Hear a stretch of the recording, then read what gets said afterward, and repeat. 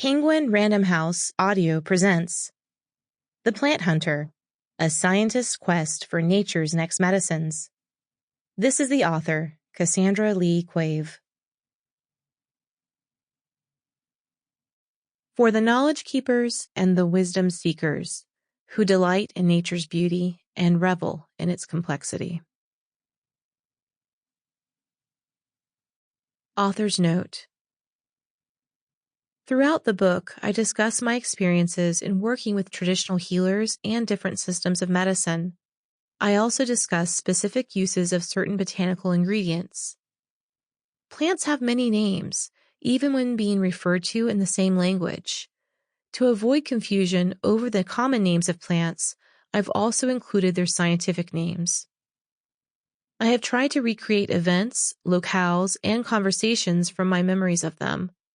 In order to maintain their anonymity, in some instances, I've changed the names of individuals and places, and in others, I may have altered some identifying characteristics and details such as physical properties, occupations, and places of residence. The information presented in this book is not intended as a substitute for the medical advice of physicians. Listeners should consult a physician in matters relating to their health, and particularly with respect to any symptoms that may require diagnosis or medical attention. Prologue. In a wet, grassy pasture bordering the swamplands of Florida, I stood with my team of 6 students, surveying what would be our work site for the morning. We'd all woken up early and driven the 20 miles into the countryside as dawn began to throw its rays over the swamp.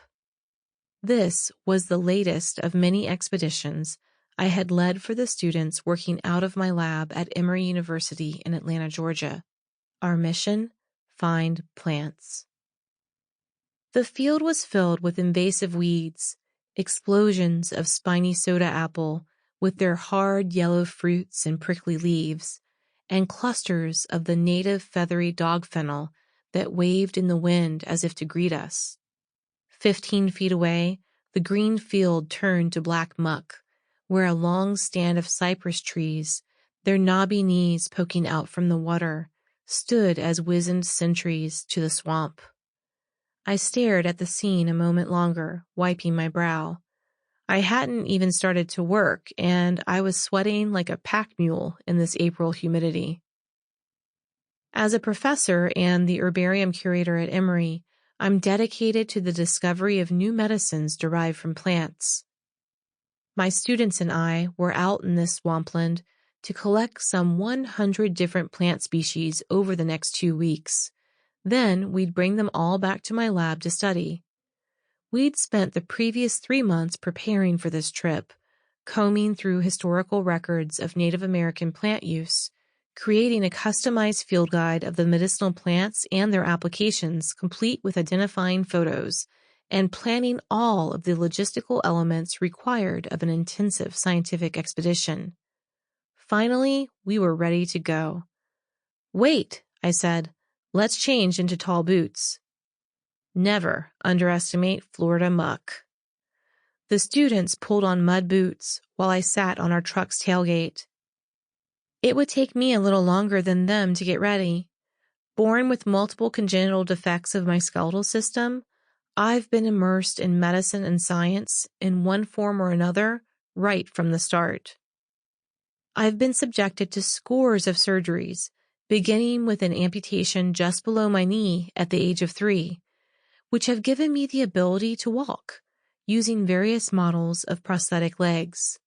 Today, I wore my most stripped-down version, a metal pylon connecting the stump below my knee to a rubber foot shell.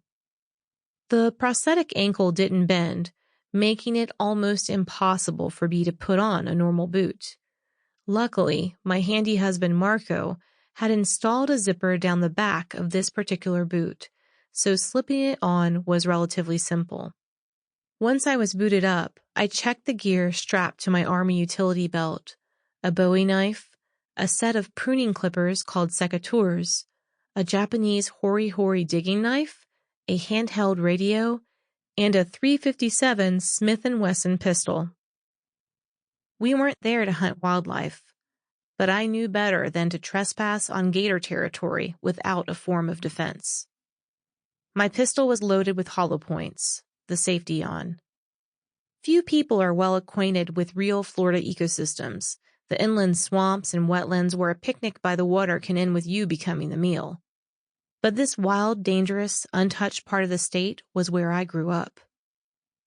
Each student was equipped with handheld radios, clippers, and shovels.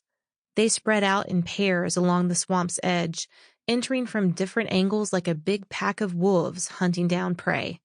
I sent 2 of them off opposite our group toward the creek to wade through the shrubbery and tall grasses in search of the elusive blackberry bush, while the rest of us entered the swamp head on. Kim, an energetic young woman who'd been with the lab for a year now, was the first student to call me over. I used my hiking stick to help me slog through the rough terrain, my boots slurping and squelching in the muck. She pointed to a small herb, about a foot tall, with clusters of dainty white flowers along its distal stalk. "Hello, gorgeous," I said, touching it with my fingertips. I flipped through the pages of our field guide to confirm my hunch. "Great find," I said with reverence. "It's from the Soraraceae family. It only grows in this kind of swampy habitat. Its name is lizard's tail, Sororus cernus, and its roots are used by the Cherokee and Choctaw people to make a poultice to apply to wounds. The Seminole use the whole plant to treat spider bites." With our day's first find confirmed, the students around me knew the drill. I clipped a specimen to be included in our expanding herbarium collection, while Kim and the others began carefully collecting a bucket load of the plant so we would have enough for extraction back in the lab. We pressed the individual clippings into sheets of newspaper, labeled with their name, collection number, date, and location.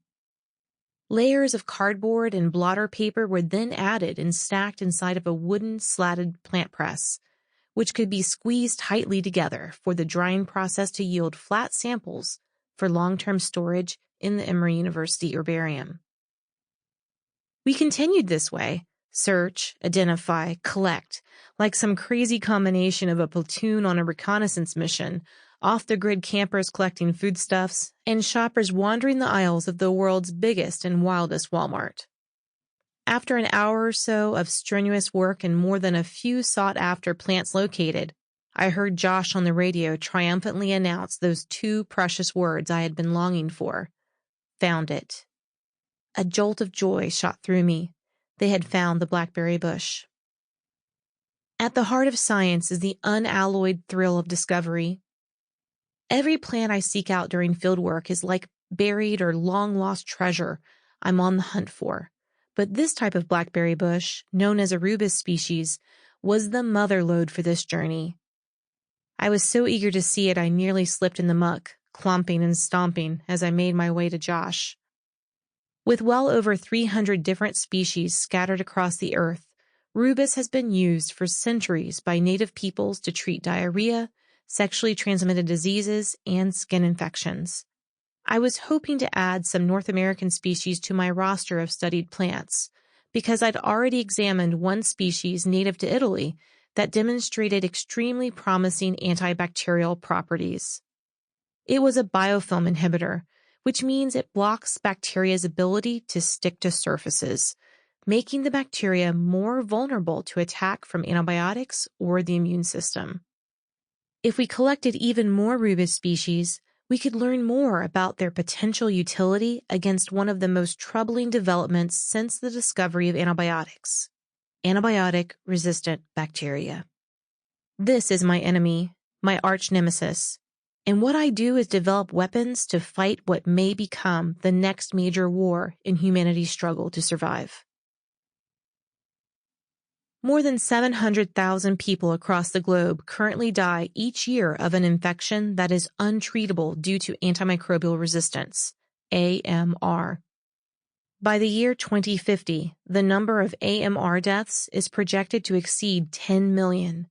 That's 19 people dead per minute, overtaking the number of projected deaths due to cancer, 8.2 million, diabetes, 1.5 million, Sample complete. Ready to continue?